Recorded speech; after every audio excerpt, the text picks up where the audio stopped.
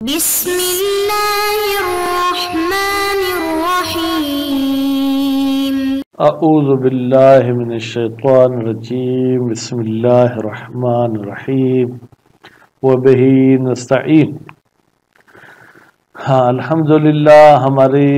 گفتگو لمعہ ششم کے کتاب القصاص میں ہے۔ آج ہم کتاب القصاص کی تیسری فصل پڑھیں گے جس میں لواحق کا انہوں نے نام دیا ہے۔ لواحق جمع ہے لاحق کی، لاحق یعنی ملنے والا، ملحق ہونے والا۔ تو قصاص کے ساتھ جو چیزیں ملحق ہوتی ہیں ان کے بارے میں گفتگو ہوگی۔ پہلا مسئلہ یہ ہے کہ اگر کوئی عمدن کسی کو قتل کرتا ہے تو کیا واجب ہے؟ کہتے واجب ہے کہ اس کا قصاص کیا جائے۔ یہ آپ نہیں کہہ سکتے کہ قصاص کریں یا دیت لیں، نہیں ہے۔ نمبر 1 قصاص ہے۔ وہ الگ بات ہے کہ پھر اگر وہ ولی راضی ہو جاتے ہیں تو دیت بھی لے سکتے ہیں۔ دینی حوالے سے پہلے نمبر پہ 2 چیزیں نہیں لکھی گئی، قصاص یا دیت نہیں، بلکہ قصاص ہی لکھا ہے۔ البتہ بعض ہمارے برادران اہل سنت کہتے ہیں کہ نہیں بھائی، ہماری مرضی ہے، شریعت نے دونوں چیزوں کے بیچ میں ہمیں اختیار دیا ہے۔ بھائی کیوں دونوں چیزیں نہیں ہیں، صرف قصاص ہے؟ اس لیے کہ قرآن مجید نے کہا نفس و بنفس، نفس کے بدلے میں نفس ہے، تو یہاں تو کوئی دیت کی بات نہیں ہے۔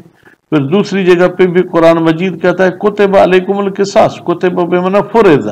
فرض بمعنی وجب، تم پر واجب ہے قصاص کرو قتل میں، ہور کے بدلے میں ہور کو۔ پھر اسی طریقے سے کوئی روایت بھی ملتی ہے۔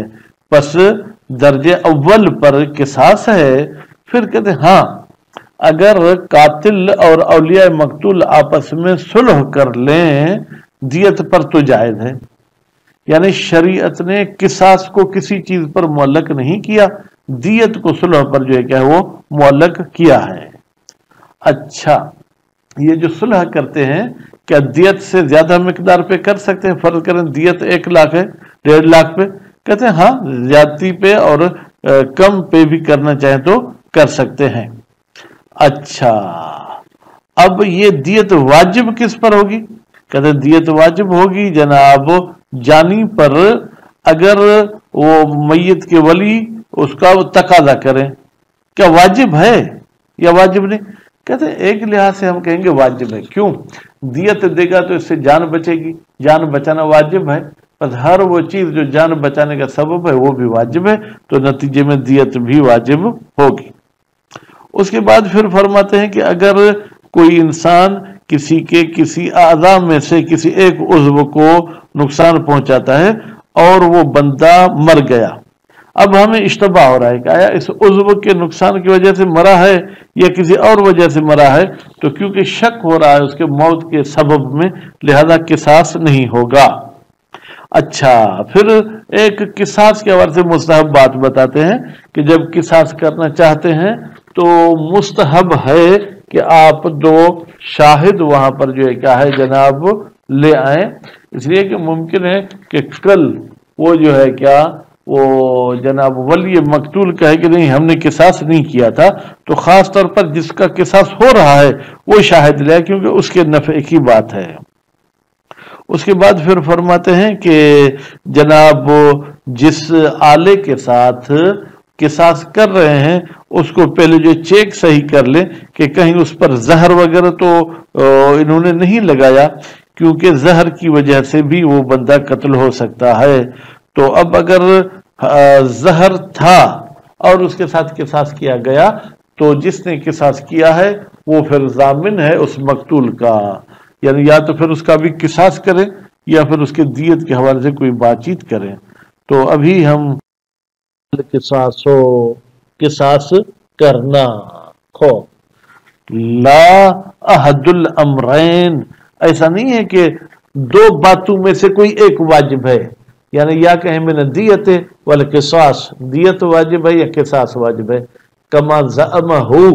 جیسے کہ احد الامرین کا گمان کیا ہے بعض العامت، بعض اہل سنت نے۔ بھئی کیا دلیل ہے کہ قصاص ہی واجب ہے؟ لقولہ تعالی، اس لیے کہ اللہ تعالیٰ کا قول ہے النفس بنفس،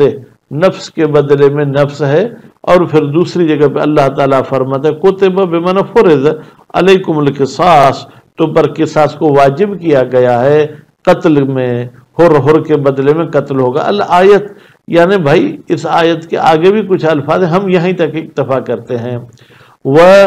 صحیحۃ الحلبی، خوب، اور جناب یہ کہ لقولہ تعالیٰ، اور صحیحتو نہیں پڑھیں بلکہ وہ صحیحتے، یہ بھی اسی پہ عطف ہے، یعنی ولی صحیحۃ الحلبی، ٹھیک ہے، اور جناب حلبی صاحب کی صحیحہ ہے وہ عبداللہ، یہاں سے بھی ایک مضاف گویا کہ تقدیر میں ہے یا عطف کے، ولی صحیحۃ عبداللہ ابن سنان، اور عبداللہ ابن سنان کی بھی روایت صحیحہ ہے ان صادق علیہ السلام، امام جعفر صادق علیہ السلام سے، قال، امام نے فرمایا، من قتل مؤمنا متعمدا، وہ شخص جو قتل کرتا ہے ایک مومن کو جان بوجھ کر، قید من ہو، قید یعنی قصاص کیا جائے گا، وہ اصل میں قویدہ تھا، پھر واو کا کسرہ نقل کر کے ما قبل کو دیا، کسر کی وجہ سے واو کو یا میں تبدیل کر دیا، جیسے قیل میں ہم نے کیا تھا، من ہو کی ضمیر جائے گی من کی طرف، الا ایک صورت میں قتل نہیں ہوگا، ان یرضا اولیاء المقتول، مقتول کے اولیاء راضی ہو جائیں، کس بات پر؟ ان یقبل الدیت، کہ وہ دیت کو قبول کریں، فَإِنْ رَضُوا بِالدِّيَّةِ، اگر اولیاء مقتول راضی ہو جاتے ہیں دیت پر، تو پھر جو ہے کیا ہے، وَأَحَبَّ ذَلِكَ الْقَاتِلُ، اور قاتل بھی اس چیز کو جو ہے کیا ہے جناب پسند کرتا ہے، فَدِيَتُ، تو پھر دیت دینی ہوگی۔ خوب، الی آخر ہی، کہتے ہیں الی آخر ہی کا مطلب جو ہے کیا ہے جناب کہ اس بحث کے آخر تک آپ چلے۔ اب یہاں پر یہ جو ہمارے پاس ایک عبارت ہے اپنے لیپ ٹاپ پہ، فَإِنْ بدیت، یا تو پھر ہوگا فواجبن، حالانکہ میرے ہاتھ میں جو کتاب ہے اس میں واجب کا لفظ نہیں ہے، اس میں ہے وَأَحَبَّ ذَلِكَ الْقَاتِلِ، اور قاتل اس چیز کو پسند کرتا ہے تو پھر دیت دینی پڑے گی۔ چلیں ابھی پھر اگلی عبارت میں فرماتے نعم،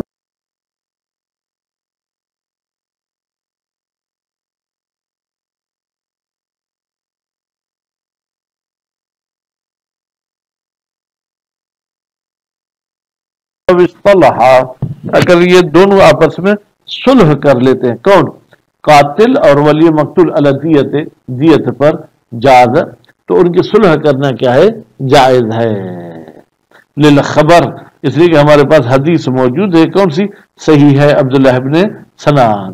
وَلِأَنَّ الْقِصَاصَ، اور دوسری دلیل کہ صلح کر سکتے کہ بھئی قصاص حق ہے کس کا؟ ولی مقتول کا، وَيَجُوزُ الصُّلْحُ عَلَى إِسْقَاطِهِ، خود اس حق کے ختم کرنے پر بھی جو ہے کیا ہے یہ صلح کر سکتے ہیں، خود اس کو ختم اسقاط کر دے تو بھی یہ جو ہے کیا ہے صلح ہو سکتی ہے، بمال، کچھ پیسے لے کر، وَيَجُوزُ زِيَادَةُ عَنْهَا، اور جائز ہے صلح کرنا اس دیت سے اضافی رقم پر، وَنَقِيسَةٍ، دیت سے کم رقم پر، مَعَ التَّرَاضِي، البتہ اس میں جانی اور ولی مقتول دونوں کا راضی ہونا شرط ہے، لِأَنَّ صُلْحَ إِلَيْهِمَا، اس لیے کہ صلح کے دو جو ہے کیا ہے کردار ہیں، ایک جانی ہے ایک ولی مقتول ہے، فَلَا يُتَقَدَّرْ، بس یہ صلح والی رقم معین نہیں ہوگی، الا برضاہما، مگر یہ کہ جس پر وہ دونوں راضی ہو جائیں، وفی وجوبها، اے دیت، آیا دیت واجب ہے جانی پر، بطلب الولی، جب ولی طلب کرتے مجھے دیت، وجہن یعنی سب متفق نہیں ہے، ہاں گنجائش ہے کہ دیت واجب ہوگی، بل قول لابن الجنید، وجہ کا مطلب یہ تھا کہ اس کا کوئی قائل نہیں ہے، جب قول کریں یعنی کوئی قائل ہے، وہ کون ہے؟ ابن جنید، لوجوب حفظ نفس ہی، اس لیے کہ واجب ہے اپنے نفس کو بچانا، حفاظت کرنا، الموقوف، یہ حفظ النفس متوقف ہے، علی بدل دیت، دیت کے دینے پر، ویجب مال قدرت، تو پھر دیت دینا واجب ہے مال قدرت، جب دیت دینے پر قدرت ہو، روایت الفضیل عن صادق علیہ السلام، ایک تو یہ دلیل اور دوسری روایت ہے جناب جو ہے کیا ہے فضیل کی امام جعفر صادق علیہ السلام سے، قال والعمد هو القود، امام نے فرمایا جان بوجھ کر اگر قتل کریں گے تو قصاص ہی ہوگا، او لگا کر کیا کہا؟ یا رضی ولی المقتول، ولی مقتول راضی ہو جائے کس پر؟ دیت پر، ولا بأس بہ، اور کوئی بھی جو ہے کیا ہے اعتراض نہیں ہے اس حدیث پر، ولا تعلیل، لیکن اوپر جو علت بیان کی ابن جنید صاحب نے کہ جان بچانا واجب ہے، لا یتقدر بدیت، جس رقم پر وہ راضی ہو رہے ہیں جناب اس کو جو ہے کیا ہے دیت کے ساتھ آپ پیمائش نہیں کر سکتے کہ جتنی دیت ہے اتنی ہی ان کو صلح کرنی چاہیے، بل لو طلب، بلکہ اگر ولی مقتول طلب کرتا ہے منہ جانی سے ازید، دیت سے زیادہ، وہ تمکن منہ، اور جانی کی استطاعت بھی ہے اس ازید رقم دینے کی، وجب، تو ازید رقم دینا بھی واجب ہے، ولو جنا علی طرف، اگر ایک بندہ دوسرے کے اعضاء میں سے کسی ایک عضو پر جنایت کرے، وہ مات،